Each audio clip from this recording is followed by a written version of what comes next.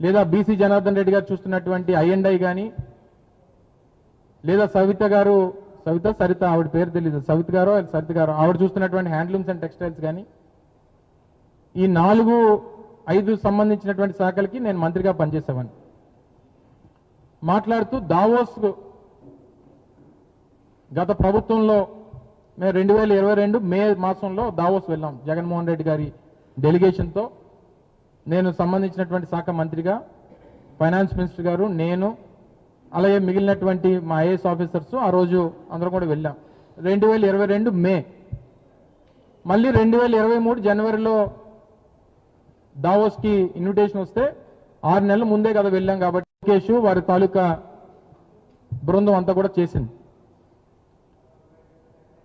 ఆ రోజు అడిగితే కొన్ని విషయాలు వారితో మాట్లాడినప్పుడు చంద్రబాబు నాయుడు గారి తాలూకా హంగామా, వారి పబ్లిసిటీ పిచ్చి, వారు చేసినటువంటి మార్కెటింగ్ గురించి కొన్ని విషయాలన్నీ కూడా చెప్పడం జరిగింది.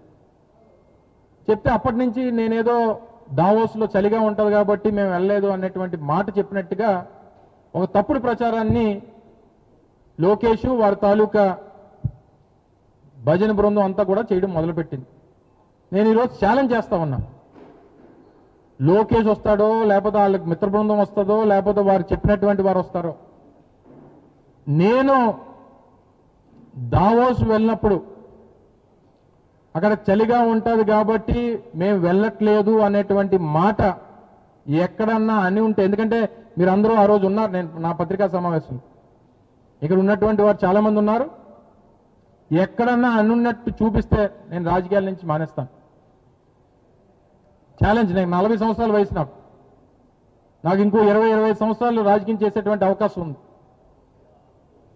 ఇదే లోకేష్ ఇదే ప్రపంచ వేదిక మీద ఇదే జ్యూరిక్లో డావోస్లో ఏదైతే నిన్న ప్రకటన చేశాడో, నా మీద ఆరోపణ చేశాడో, అది కానీ నిరూపించేటువంటి ఆ శక్తి ఆయనకు ఉంటే, నేను మాట్లాడినట్టుగా ఎక్కడన్నా ఆ విజువల్ చూపిస్తే, నేను మాట్లాడలేదనేటువంటి విజువల్స్ మీ దగ్గర ఉన్నాయి. ఎందుకంటే నేను మాట్లాడిన టోటల్ కంటెంట్ అంతా కూడా మీ రికార్డింగ్స్లో ఈ యూట్యూబ్లో ఎక్కడ కావాలంటే అక్కడ దొరుకుతాయి.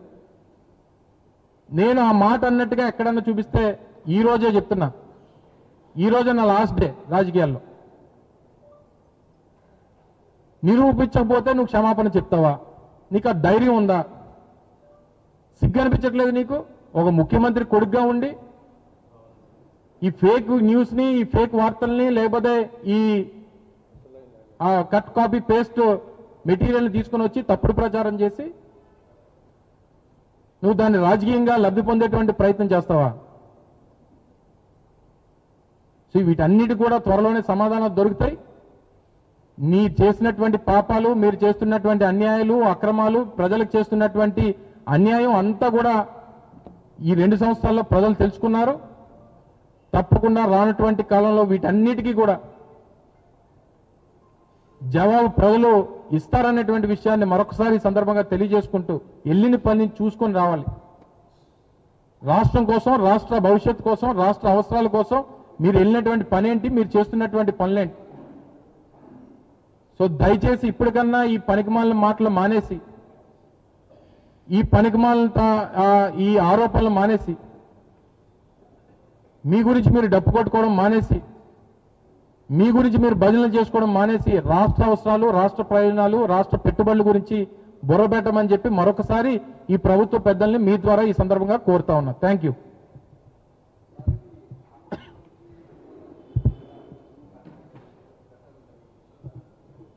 ప్రచారం జరగట్లేదు కదా, జీవో ఇచ్చారు కదా, అదే చెప్తున్నాను కదా. అత్త సొమ్ము అల్లుడు దానం చేసినట్టు వీరికి కావలసినటువంటి సంస్థలకి, వీరు లోపాయికారిగా చేసుకున్నటువంటి ఒప్పందాలు చేసుకున్నటువంటి సంస్థలకి కారు చౌకగా లేదా ఉచితంగా, మొన్న మా సోదరుడు ఉదయ్ అని అడిగినట్టున్నాడు ఆ ప్రశ్న. సార్ 99 పైసలకి ఇస్తానంటే మొత్తం 99 పైసలకి ఇస్తాను, ఏం చేస్తావు సార్ అని అడుగుతున్నాడు. అంటే ఎవరి సొమ్ము అది? అదేమి ఈరోజు రాష్ట్ర ప్రభుత్వంలోకి చంద్రబాబు నాయుడు గారు రాష్ట్ర ప్రభుత్వంలో ముఖ్యమంత్రిగా ఉంటే చంద్రబాబు నాయుడు గారికి ఈ రాష్ట్రంలో ఆస్తులన్నీ రాసిచ్చేసినట్టు కాదు, లేదా చంద్రబాబు నాయుడు గారి కొడుక్కి ఆ ఆస్తులన్నీ రాసిచ్చినట్టు కాదు. ఆయన ఎవరికి కావాలంటే వారికి దానం చేసుకోవడానికి. అది రాష్ట్ర ప్రజల తాలూకు సొత్తు, ఈ రాష్ట్రం ఈ పబ్లిక్ ప్రాపర్టీ, అది దానికి కస్టోడియన్గా ఉండాల్సినటువంటి అవసరం ఉంది. ఆ రోజు మేము వచ్చినప్పుడు దాన్ని నిబంధనలకు విరుద్ధంగా ఉందని చెప్పి రద్దు చేస్తే కోర్టు ఏమని ఆదేశించింది, నిబంధనలు ఏ రకంగా ఉంటే ఆ రకంగా దాన్ని అలొకేషన్ చేయండి అని చెప్పించింది. దాన్ని పాటించకుండా మన సొంత సంస్థ కాబట్టి మనం ఇచ్చేస్తామనంటే ఇచ్చేస్తే వాళ్ళు ఇచ్చేస్తారు, మేము వచ్చినప్పుడు మేము ఏం చేయాలి మేము చేస్తాం. అది మేము గతంలో మేము చెప్పాం కదా, ఏదన్నా అది నిబంధనలకు విరుద్ధంగా జరిగింది. ఇప్పుడున్నటువంటి ప్రభుత్వం వారికి కావాల్సినటువంటి సంస్థలకి, వారికి కావాల్సినటువంటి యాజమాన్యాలకి, వారికి ఏ రకంగా కావాలో వారి సొంత ఆస్తుల హెరిటేజ్ ఆస్తులు ఇచ్చి మనం హెరిటేజ్ సంస్థలు ఉన్నాయి కదా, ప్రాపర్టీస్ మా భైవరంలో ఉన్నాయి, కసింకోట దగ్గర ఉన్నాయి, 10 ఎకరాలు 30 ఎకరాలు ఉంది, అక్కడ ఇచ్చిమనండి. ఒక 5 ఎకరాలు 10 ఎకరాలు 100 కోట్ల రూపాయలు విలువైనటువంటి భూములు వాల్యూ ఉన్న దగ్గర మీకు నచ్చినట్టుగా ఇచ్చేస్తానని అంటే సమయం వచ్చినప్పుడు నిర్ణయాలు జరుగుతూ ఉంటాయి.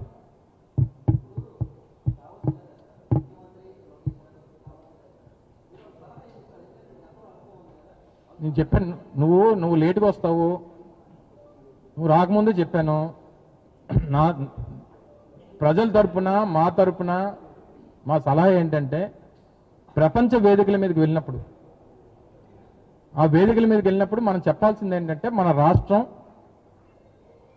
రాష్ట్రంలో ఉన్నటువంటి అవకాశాలు, మన రాష్ట్రంలో ఉన్నటువంటి వనరులు, మన రాష్ట్రంలో ఉన్నటువంటి పాలసీసు, వీటన్నిటినీ కూడా ఆ ప్రపంచ వేదికల మీద మనం ఆ వేదిక మీద మాట్లాడినప్పుడు వాటిని అన్నిటిని కూడా చెప్పి, మా ప్రాంతానికి వస్తే ఈ అవకాశాలు వస్తాయి, మీరు ఈ అడ్వాంటేజెస్ మీకు ఉంటాయి అనేటువంటి చెప్పి వారిని ఆకర్షించి ఆ పెట్టుబడులు తీసుకొచ్చేటువంటి ప్రయత్నం చేయాలి తప్ప వెళ్ళి జగన్మోహన్ రెడ్డి గారి కుటుంబం గురించి లేదా ఆ గుడివాడ